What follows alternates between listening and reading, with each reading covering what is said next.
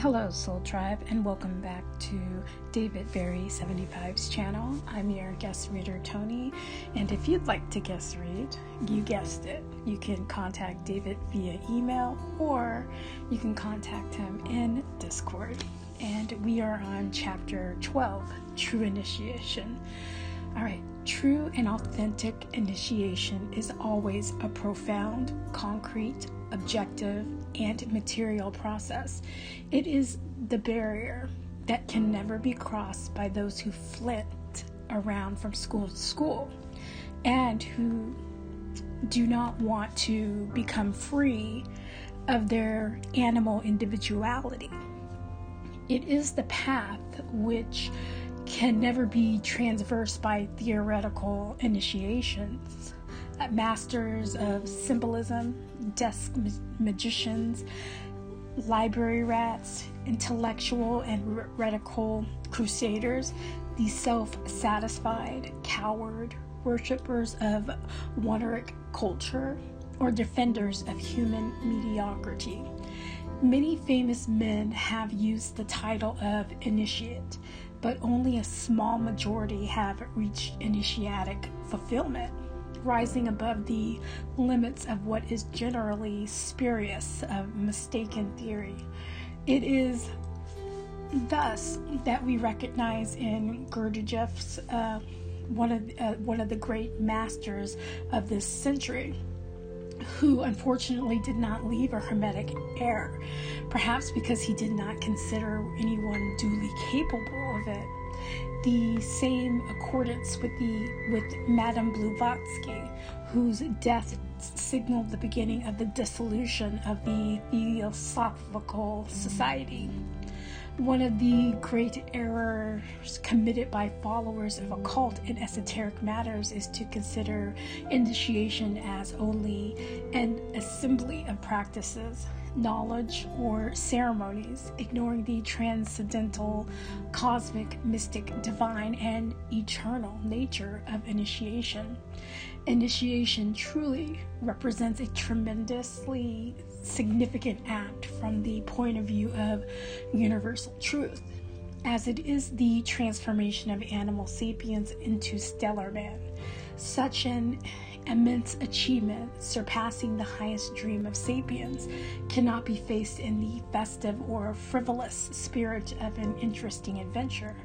This achievement should be equivalent in all its enormous dimensions as the most notable and sublime undertaking human courage can aspire to. It is the conscious abandonment of the Homo sapiens species to join an immensely superior species, stellar men. In the history of mankind, there has never been, nor will there ever be, a feat comparable in importance to the epic of the spiritual evolution of Homo sapiens. However, many people talk of being an initiate the same way one becomes a physician, engineer, electronic technician, member of the Rotary Club, or a follower of the study of yoga or parapsychology. It is necessary to state that however much the student learns about esoteric theories or doctrines, if he has not passed through hermetic death in a real way, and not merely symbolically, he will never be a true initiate. In truth, initiation is an act of renunciation and also a surgery of the soul. One should not believe that such renunciation refers only to abstaining from certain things. What it implies is the absolute sacrifice of the animal individuality, animal egotism, which must disappear in order to let in spiritual impersonality. It is necessary to renounce the pleasures of the human beast, replacing them with the pleasures of the initiate, who, after attaining a perfect equilibrium, satisfies the animal and the spiritual hunger in equal proportions. Ignorant people have the satisfaction of their animal appetites as their only goal. and their productive efforts are intended mainly to gather the gold, which will enable them to obtain pleasure and material benefits. Their center of gravity is located in the corporeal masses. It is the body which uses the brain, inspires emotion, and arouses passion. The body is the master, and the individual himself is the slave. When the corporeal matter decays and dies, the individual suddenly finds himself freed from his slavery. At that moment, he understands for the first time, and without any benefit, that he never had life, thoughts, feelings, or experiences of his own, and that he was only a servant who had to toil to feed and satisfy the needs of a mass of protoplasm. That life, which should have been used to evolve, to be happy, and to progress, has instead converted into the mere memory of those things he did or could not do. In truth, the body is not the individual. The individual takes a physical body in order to acquire experience, which permits him to perfect himself and evolve. This purpose is generally frustrated or is terribly insufficient and petty. In the final inventory of his life, the individual will realize how little he gained for himself during his existence and how much he was obliged to give just so that sapient circus could continue operating. The initiate changes this situation completely, but far from despising the body as some pseudo-mystics do. He strengthens it, giving it further awareness and intelligence in order to humanize the beast. The spiritualized and humanized animal no longer experiences passional states, as it is subject to the individual's higher consciousness. Nevertheless, it is necessary to understand that the body itself has nothing evil or dirty about it. On the contrary, it is perfect biological structure reflecting the master's hand of the great creator. It is the individual himself who perverts the body and leads it to corruption. It is thus that the animal It is thus that the animal we see in a savage state are completely pure in their animal nature and have no knowledge of perversity. If they kill, it is because of fright or need for food, but not for the love of killing. Sapiens is the only bloodthirsty and impure animal, and he is neither animal nor human, but a hybrid. We could summarize the purpose of initiation as a short sentence. Initiation is the conversion of a programmed animal into an unprogrammed and free stellar man. This is only one way to accomplish this: the destruction of the personality. Since this is the individual's program, hermetically speaking, we must consider that sapiens is composed of two basic forces: his cerebral biological program, his personality, and his divine or his spirit or his divine spark, which could be called the superior I. The program contains all the individual robot-like elements which connects him to the central computer of the species. The spirit is the emanation of God, or the primordially cause of life. It incarnates in a physical body to acquire experience and matter. During the initiatic process, the student must experience the death of the program, which is naturally a gradual process. Nevertheless, it should not be thought of that this is merely destruction, but rather the program dissolves upon being absorbed and transformed by the superior I. During this stage, the program loses its inherent quality and is converted into only an assembly of data and information, which must pass through the filter of internal judgment. It is here that it loses its compulsive and dreamlike power, and where it experiences a deep pruning and transformation. All that is possible only if certain requirements are compiled with, which refers basically to the disciples' dedication and perseverance, together with a deep understanding and close union with the school and the instructor. In order to understand this, it is necessary to have an idea of the constitution of the human being, or his spirit, body, and soul. The soul has always been abstraction and a mystery, and all attempt to define or explain it has been distinguished by their vagueness and lack of contact. Hermetic tradition tells us that the soul of sapiens is composed of 4 major systems: the procreative, digestive, circulatory, and the respiratory systems, and that each one of these is in charge of an elemental intelligence which corresponds to one of the 4 elements. The procreative system is fire, the digestive system is earth, the circulatory system is water, and the respiratory system is air. The great Hermes Trismegistus, master of masters, would be horrified to see the mysteries of the Sphinx unveiled. In his time, this knowledge was given only to those who had undergone many ordeals and reached certain degrees. The ancient alchemists maintained that everything in the universe was essentially composed of 4 elements. This is one of the great Hermetic truths. God too is made up of 4 elements, and through his feminine aspect, nature, he grants 4 virginal intelligence to sapiens at birth, which correspond to the 4 elements. It must be understood that the intelligence we refer to as elemental beings, with their own intelligence and consciousness according to the native element, a fire being takes charge of our procreative system, an earth being takes charge of our digestive system, a water being takes charge of our circulatory system, and an air being takes charge of our respiratory system.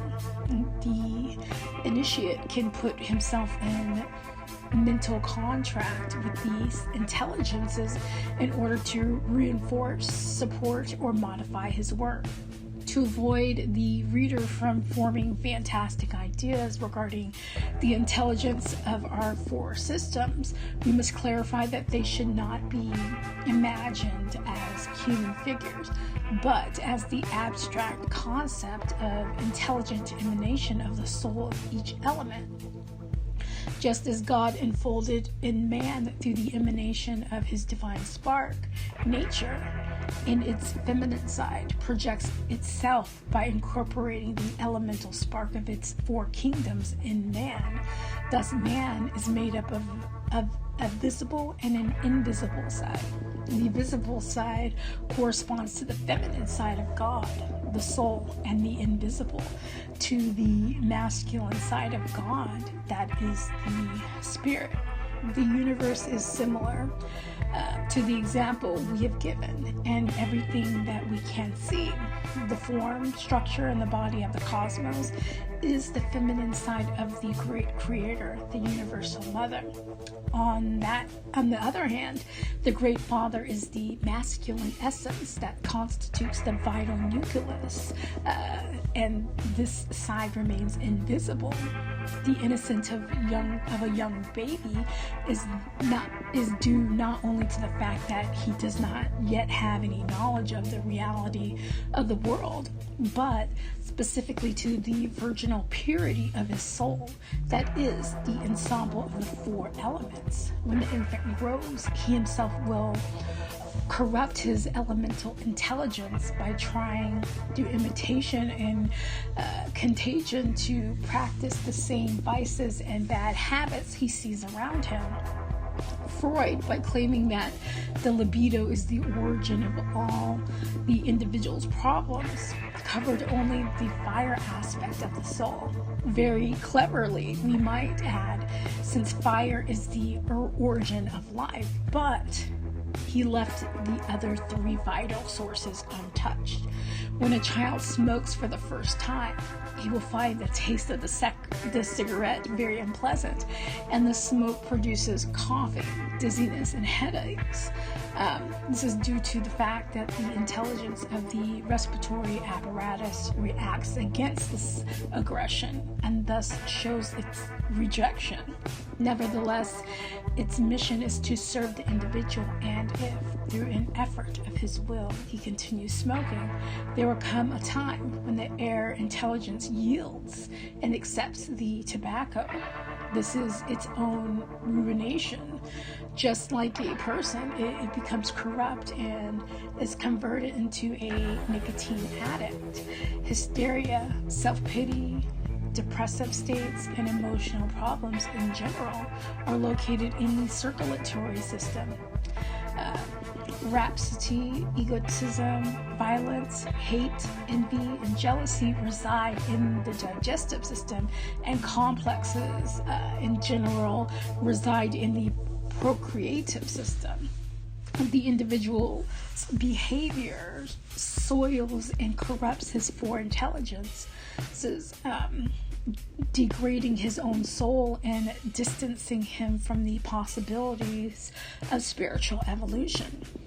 Analyzing the symbolism of the four great systems, we discover the clear relationship that exists between the image of the crucified Christ and the superior I, enchained to the four intelligences, each one representing an extremity of the cross. The word I am the way, which must be understood literally, refers specifically to the superior I. To describe the initiate through a parable, we would say that it is an endeavor to decrucify Christ. For this, there is only one path, because one meditates on the situation of the individual. One will reach the conclusion that there is little the individual can do, and he is programmed according to the interest of the central computer. He cannot struggle against what is inside him, which forms part of his instincts, emotions, and thoughts. His only possibility lies in the spark of the awareness generated. For some reason, when the program becomes weak, in that instant, the individual can clearly understand that there is a life superior to his own, and that when he follows the path pointed out by his teacher, he can evolve. Due to this, the student, upon starting along the path, must limit himself to fulfilling ascetic practices, which entail sacrifice and considerable effort. A sixth eye is added to the assembly of the system, transforming it into a circuitry. For this, we will call the sixth eye the volitive eye, and our chart of the constitution of the individual would be as follows. Number 1, procreative system is fire, ingenious eye. 2, digestive system is earth, the terrestrial eye.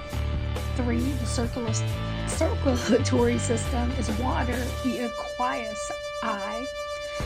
The number 4, respiratory system is air, the areous eye. Number 5 is the cerebral spinal system, which is the ether, the etheric eye. Number 6 is the volitive system, which is the astral, the volitive eye. I think I said that already, but we'll keep going. Number 7, individual himself, which is spirit, the superior eye.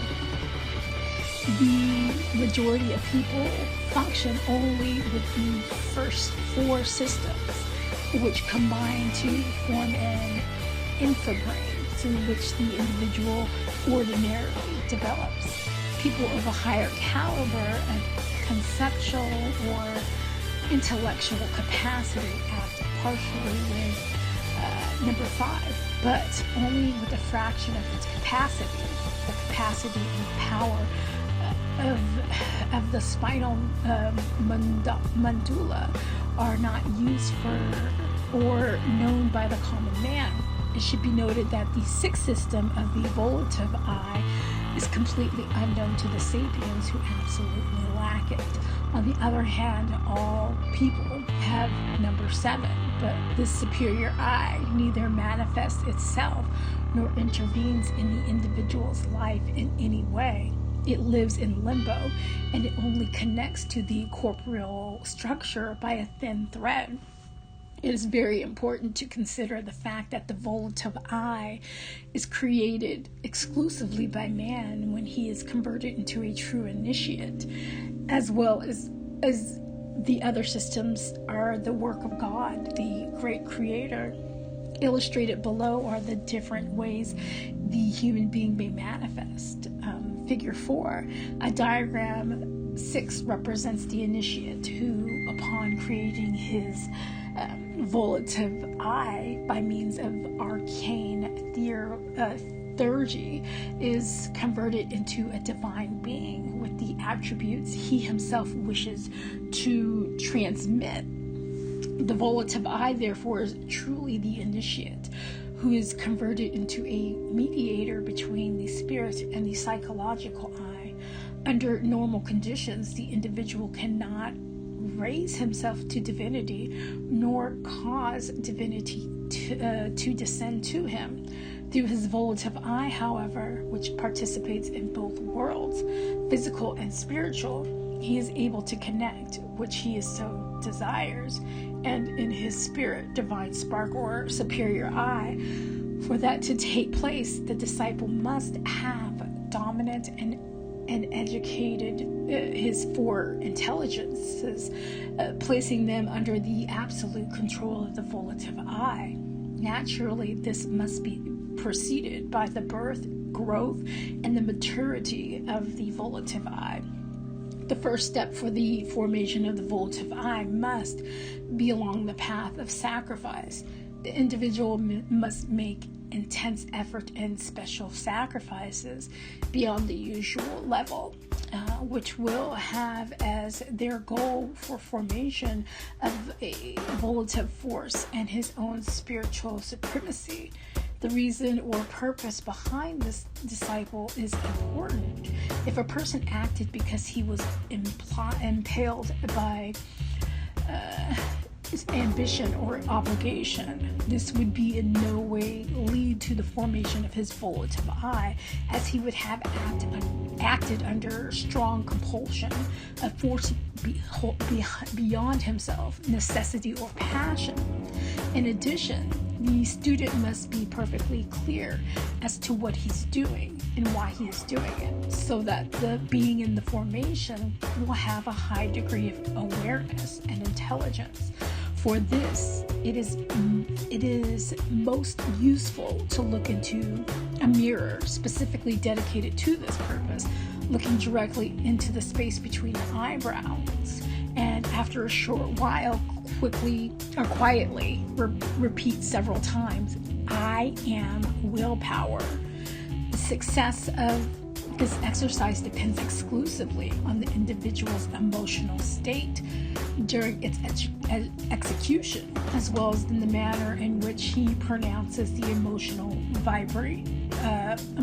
vibrates when saying the words "I am." While empathetically saying these words, the student should internally feel something in the form of a strange emotion as he encounters or contemplates a sublime interior presence. If these conditions are not manifested, or if the exercise is done mechanically, there will be no effect whatsoever. After the individual has formed the volitive I, for some time, he will begin to note interesting changes, observing that a centripetal force has started to become part of the directing force of the human complex. What is really occurring is that the volitive I is converted into a supreme king of the microcosm, having above him only the superior I. when it is observed that the volitive I has acquired certain powers, the student can take the step, which consists of trying to awaken himself, freeing himself from the universal oneric force. And this, as in everything that refers to Hermeticism, it is necessary to reach profound understanding in order to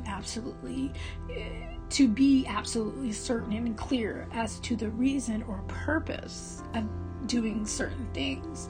We recommend the study of a good scientific book on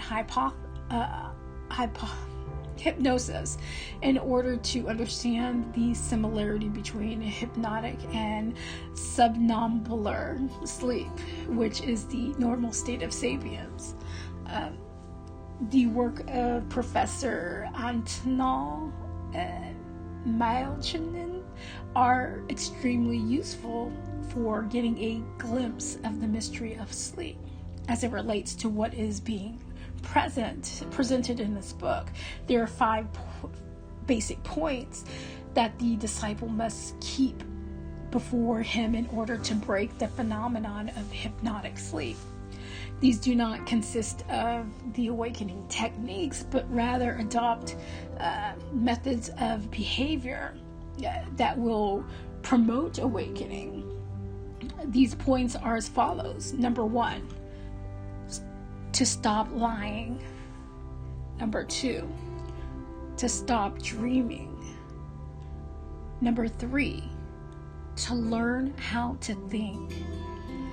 Number 4, to live in the present moment. Number 5, to activate the physical body. All right, so point 1, to stop lying. Points 1 and 2 are closely related, as we will now see. Starting with the problem of lying, it is necessary for the student to realize that he constantly lies without realizing it. When a person has lied for a long time, the time comes when he can no longer distinguish between what is false and what is true. People convince themselves of their own lies, becoming victims of their own invention as they begin to direct their lives by a standard of behavior, ideas, feelings, or instincts which do not correspond to their inner reality. What is truly serious in this matter is that the individual loses all points of reference regarding what compromises truth and what compromises lies. He becomes used to considering as true only that which is convenient for his personal interest. Everything that is in opposition to his self-esteem or in conflict already established prejudices he considers false. A person lies in order to avoid difficult problems, to evade responsibility, or to avoid damage to his self-esteem. So, the individual constantly lies to himself and to others and becomes entangled in an illusory world born out of his personal fantasy. He forms concepts, ideas, judgments, aversions, and attachments that have no relation to actual events, but are only the reflection of a life full of lies. And listening to lies, since everyone lies. One of the most powerful reasons for lying is to create a good image of oneself and to prevent others from seeing us as we really are beneath the mask of appearances. Each mask is a lie, and there are thousands in each individual's collection of disguises. It is necessary to be conscious of this phenomenon of lying and to realize its magnitude and frequency, as well as the enormous damage it causes. Should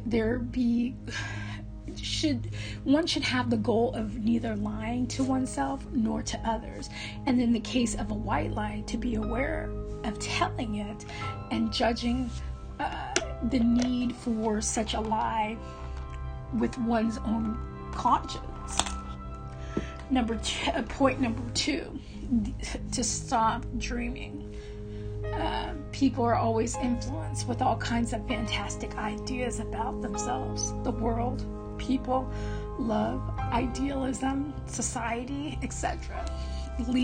Led by his eagerness to evade the disagreeable reality, man gives free rein to his imagination and is inclined to believe the first agreeable lie he encounters along the way.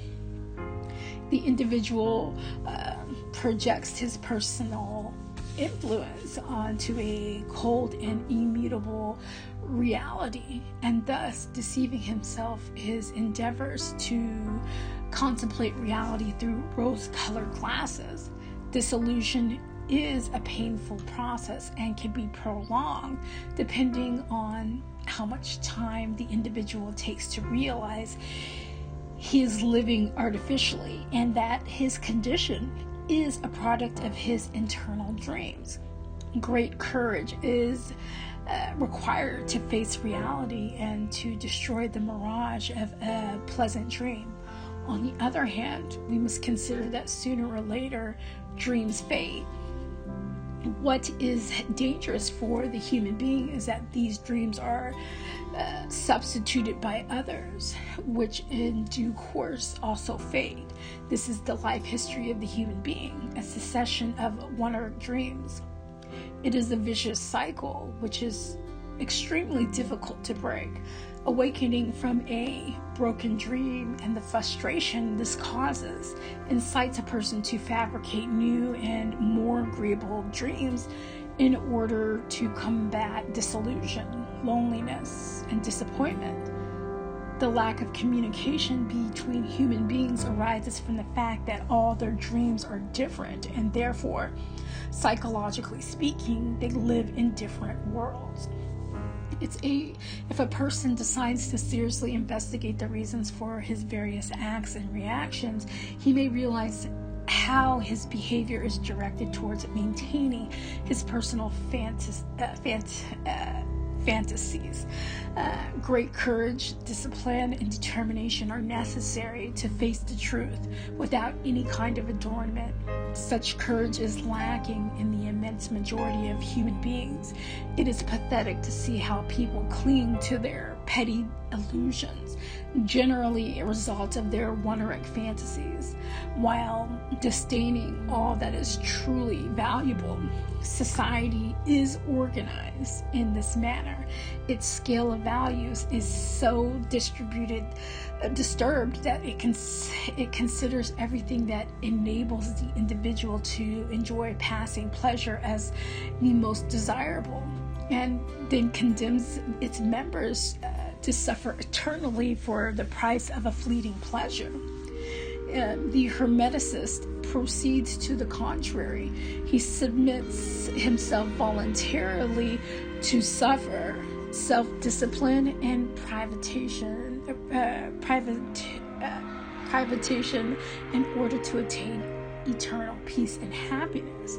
Each individual should consciously judge what could be most desirable, and on the other hand, determine if the one who seeks passing pleasures is really happy, or if he is truly profoundly unhappy in his eternal vacuum. The majority of people have a philosophy that tells him after this life there is no other. Let us take advantage of this and enjoy ourselves as much as possible. Those who have converted this thought into the personal credo should ask themselves if they are truly satisfied, and if the innumerable playthings society offers them are sufficient to quench their internal thirst and elevate the anguish of their loneliness. The world of today is perfectly organized, but for what? By observing and Meditating, we will discover that everything is perfectly synchronized to maintain and feed the dream and the dreams of sapience. An individual will cease dreaming only when he has understood and lived what we are explaining. When he proves to his amazement that each person lives drugged by his personal dreams, which are transformed into the rudder which direct his life. It is useful to analyze all the projects one has had in life, everything that one has desired and planned to accomplish, but which in retrospect appear as a phantasmal unreality. Point number 3, to learn how to think. It is important to completely re-educate the thinking process in order to make it really creative, because only when this function is accomplished can the individual think clearly. Creative thinking is not the act of inventing something, but rather consists of thinking in an unprogrammed way.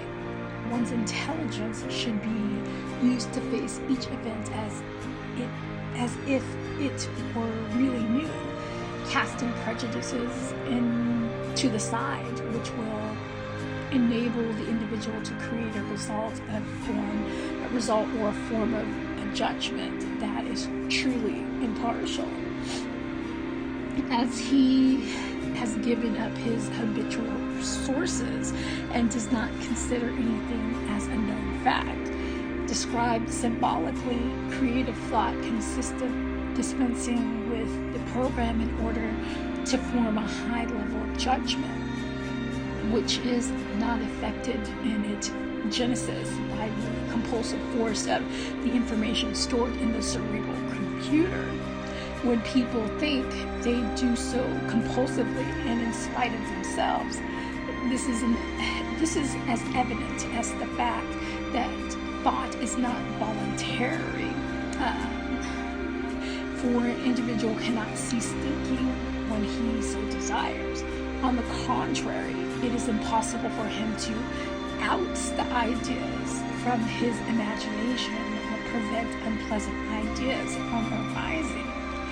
The organization and security of modern world has created conditions of life in which the individual has no need to make a great effort in order to survive. He can subsist with little effort, and in some cases practically none at all, especially when compared to the harsh struggle for life in nature's wilderness. This is nothing which really obliges an individual to use his basic intelligence.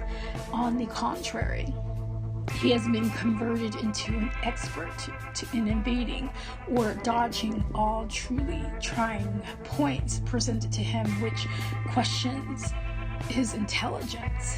It is much safer and more comfortable to not venture along the path of free thought, but to instead accept or adopt already established and approved systems of thought and behavior. Imitation and blind acceptance have become the easiest road to satisfy sapiens, ever diminishing intellectual curiosity. Hermetically on this subject, we speak of dead and living knowledge. Dead knowledge is that which is known by its specific meaning, by which interrelations with the whole is ignored. It is a single part of knowledge, and it is not known how, when, or where it fits in relation to the remaining pieces of the overall plan. In contrast, living knowledge is obtained in a state of superior awareness and is always the product of perfect mental digestion. Dead knowledge is born solely from the intellect, while living knowledge originates in the mind, because living knowledge is essentially understood by the awakened thinker. He is therefore conscious of the position which this knowledge occupies in the general context of the universe. Here we approach one of the most important points, which separates which separate sapiens and stellar men. Sapiens think only with his brain, and his intelligence is therefore limited to the intellectual cerebral source. Further, the average person uses only a small portion of his brain for his intellectual functioning, which is furthermore located in a sort of pre-brain composed of the four intelligences and the unconscious, which is the ancestral soul of the animal of the species. For this reason, even on high intellectual planes, sapien obeys the mandate of his animal soul, the beast. In the biblical reference is made to the number 666 as the number of the beast. Upon inverting this figure, we find the number of man, 999. The Hermeticist, however, through his initiatic work, reaches the formation of the spiritual system, the mind, which is lacking in the average person, who usually refers to it therefore as a symbolic abstraction of the psyche. In reality, the mind is the superior integration of the human faculties into a whole, directed by the volitive I and manifesting the superior I, which is the spirit of the individual himself. Sapiens, making use of his rudimentary pre-brain, the union of one part of his brain with the four intelligences, the unconscious, is able to make scientific discoveries, and thanks to the transmission of culture from generation to generation, and by taking advantage of an assembly of the collective experiences and knowledge. Thus, a long list of geniuses have contributed with their discoveries, the investigation to raising the level of our civilization. Without discrediting the extraordinary talent of these men in any way, it must be stated that they have been only intellectual geniuses, and such have worked on the smaller picture. They have totally overlooked any relations to the whole, having no knowledge of the effect or reaction their work would subsequently have on everything. We must necessarily classify these intellectual geniuses as semi-sages, as they are mono-conceptual, visualizing everything through the prism of their specialty. It is interesting to meditate on what would be the behavior, reaction, appreciation, and scale of value possessed by individuals of great intelligence who do not belong to human terrestrial culture. It would be interesting to also know that the thought process of superior beings who are high above pettiness, egotism, prejudice, and sapiens, moral, cultural, and spiritual superstitions.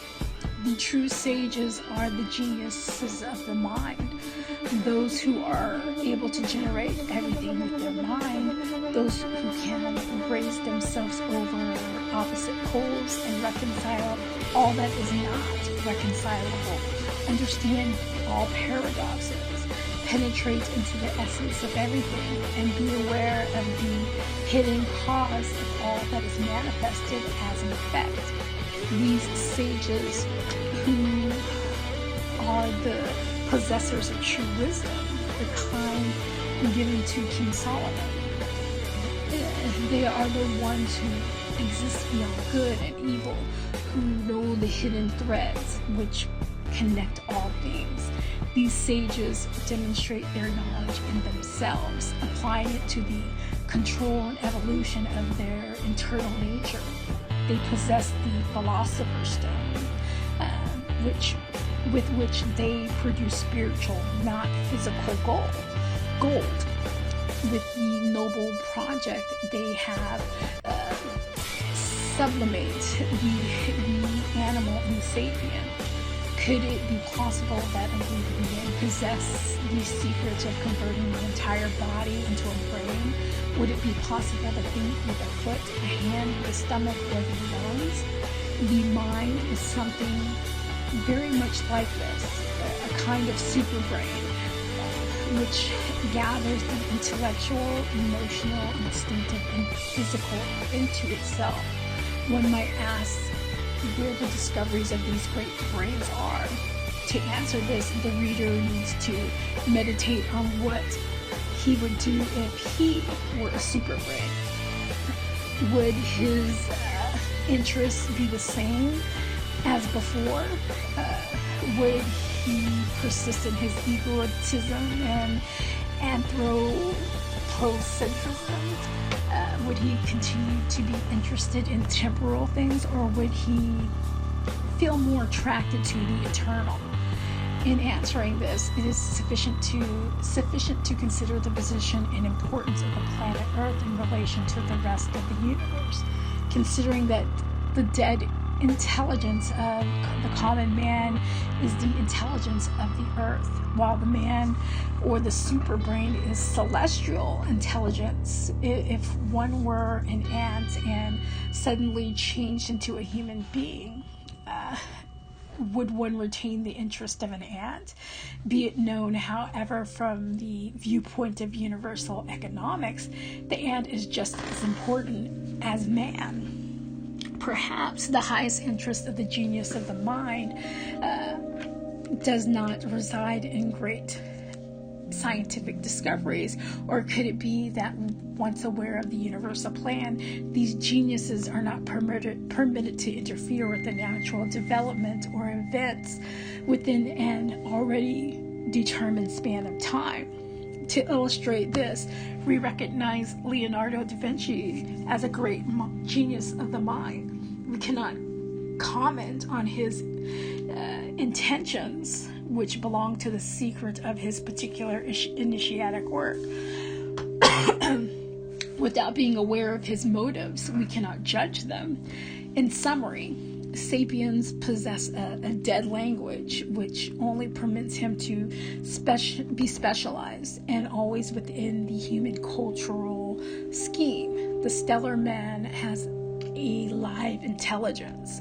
He can transcend the terrestrial level and evolve the superior I. It is thus that there exists dead knowledge, orthodox wisdom, and living knowledge, hermetic science. One is a product of the brain, the other a product of the superior brain. Further on, we will give instructions for the development of the superbrain. Point 4, to live in the present moment. To apply this point, it is indispensably to clearly understand the previous chapter entitled To Be or Not to Be, where we explain the absolute key, which together with unveiling the mystery of being illustrates the methods for overcoming sleep.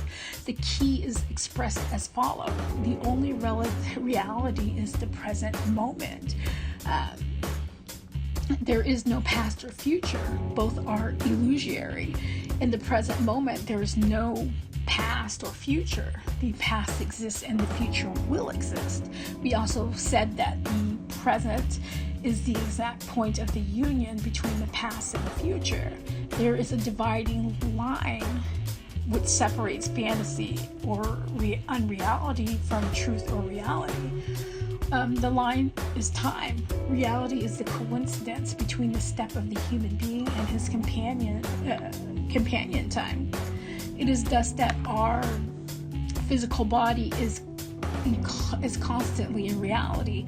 It is objective and occupies space. On the other hand, the occupant of the vehicle, the superior I, habitually lives in unreality, that is beyond the wall that separates reality from fantasy. The unreal is something belonging to the natural reality X, which finds itself projected into a different time from where it belongs.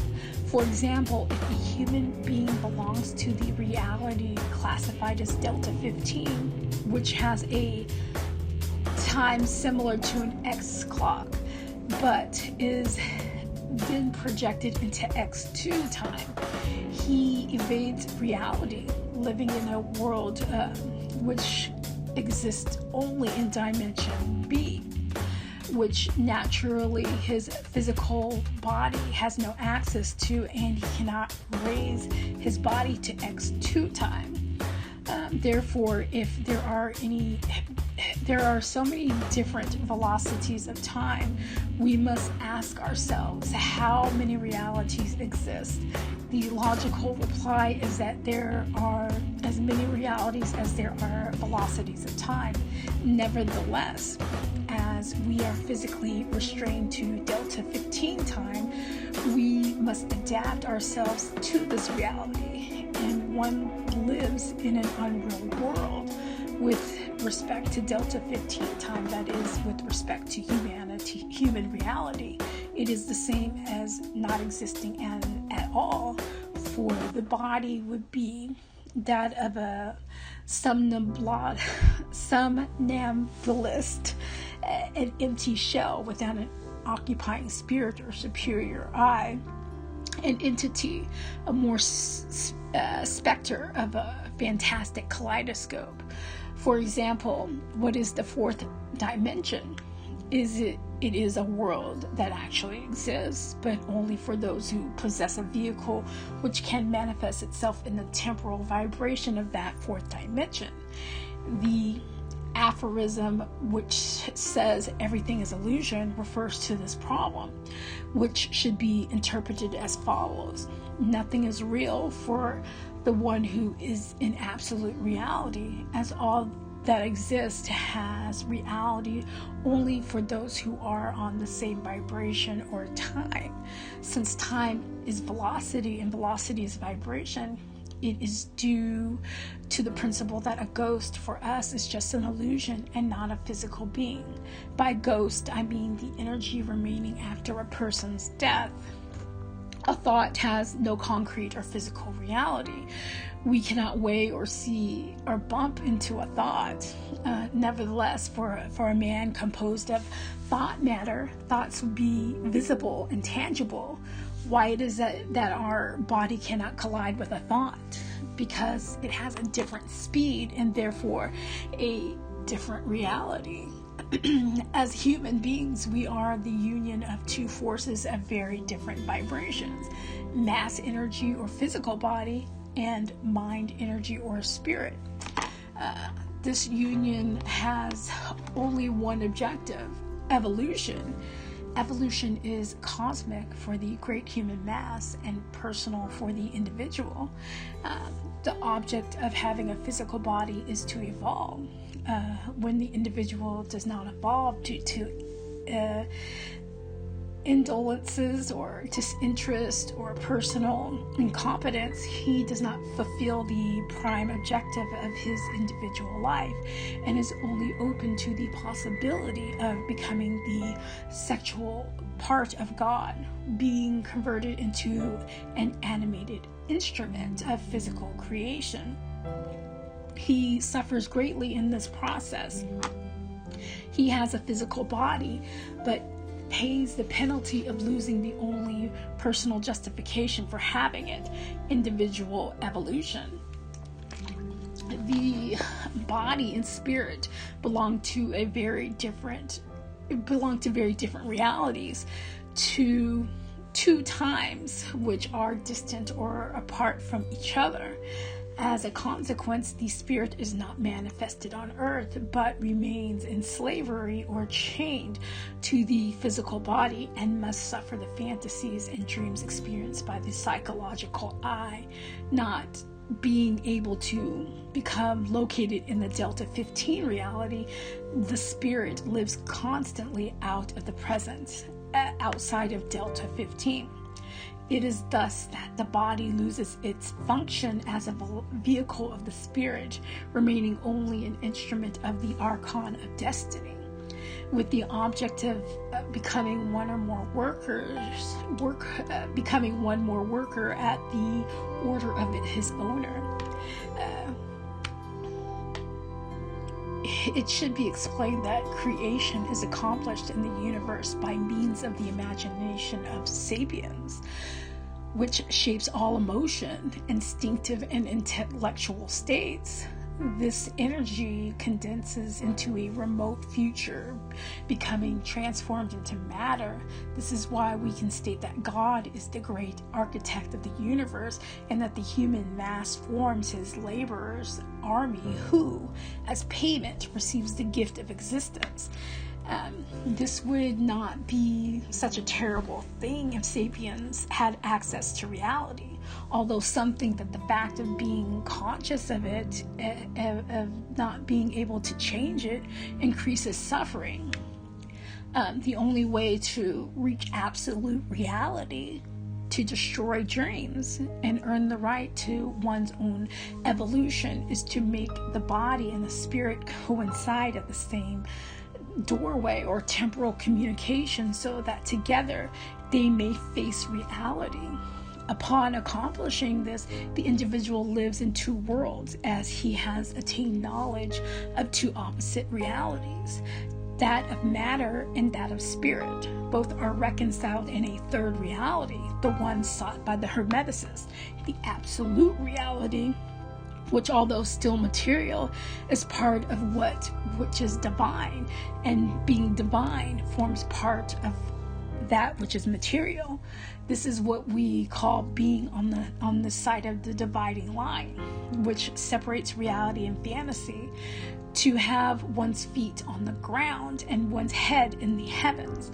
This is very different from profane men who, with their feet on nothing and their head in oneric fantasy. In order to live in the present moment, the individual must have reached not only the creation of his volitive I, but also its complete strengthening, as the volitive I can be weak or strong. The volitive I must oblige the psychological I to concentrate on the present moment. This is done with adequate discipline of the imagination, a state of relaxation, and with the perfect integration of our microcosm in an internal hierarchy under the guidance of the volitive I. It is important that our imagination should not wander, that we should overcome nervous tension, and that our entire being is under control of the volitive I. Further on, we will summarize the practical application of this, as everything is related, and if this were done in each chapter, we would have to digress many times. Point 5, to activate the physical body. As the physical body represents the opposite pole from the spirit, it is obvious that it represents the obstacle for communication with our superior I. Nevertheless, at the same time, it is necessary to raise the vibration of our corporeal matter, which is done by making the body obey our will. To this end, let us briefly consider the three principal elements: food, breathing, and physical exercise. We will not discuss these points in details, as they are not part of this chapter. We will only speak of them as some of the methods for destroying dreams. Our recommendation would be very brief. Because of this case, the only objective is to activate the physical body. Regarding food, we will only recommend abstaining from consuming dense meats of a low vibration, such as pork, as well as practicing vegetarianism, when the student must give special attention to his acidic side in order to purify his state of consciousness.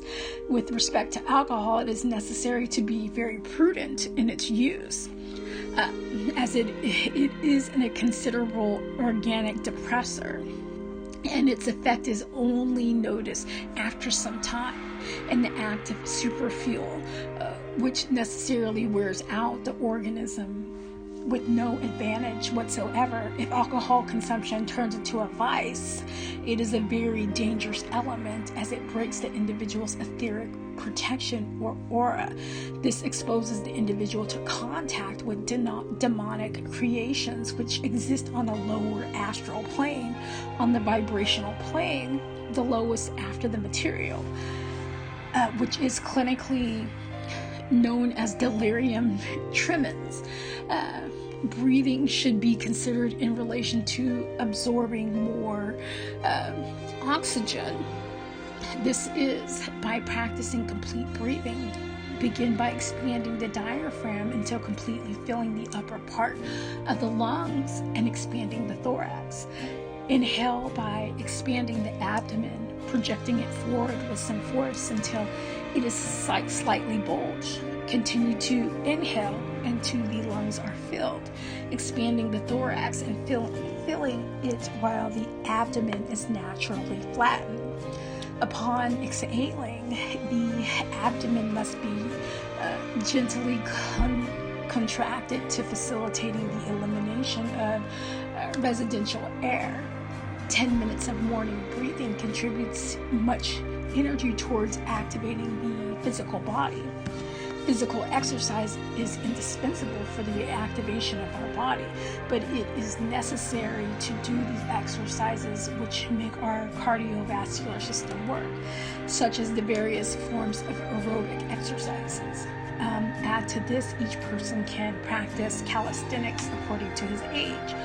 Also, it is necessary to practice an exercise of complete immobility every morning, which should be done as follows.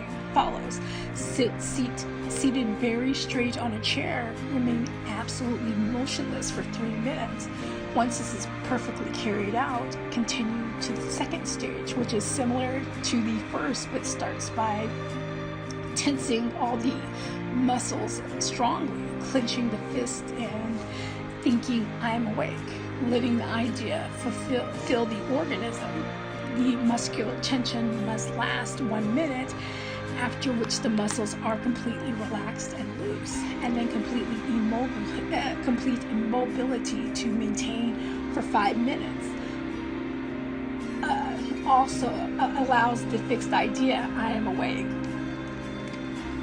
For this exercise to be completely effective, immobility must be absolute.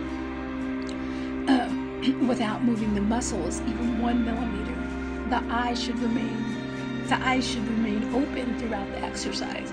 During the process of true initiation, we must already refer to 2 very important stages, which one are the creation of the volatile I and the destruction of dreams. For the latter, we point out that it is necessary to fulfill 5 basic